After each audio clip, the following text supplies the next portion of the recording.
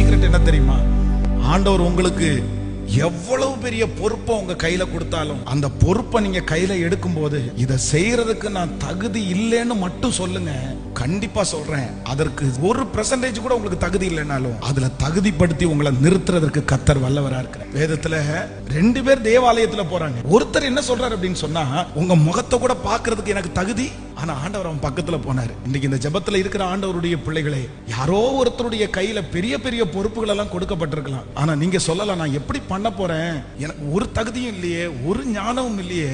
ஆனா ஆண்டவர் சொல்றாரு, இந்த வார்த்தை உன் வாயிலிருந்து புறப்பட்ட உடனே அந்த தகுதி உனக்கு வந்துருச்சு. அந்த மனசுல நினைச்ச உடனே உனக்கு ஒரு தகுதி வந்துருச்சு. இதுவரையிலும் யாருமே செய்யாததை, அந்த காரியத்தை எத்தனை 1000 பேர் வேணாலும் செஞ்சிருக்கலாம்.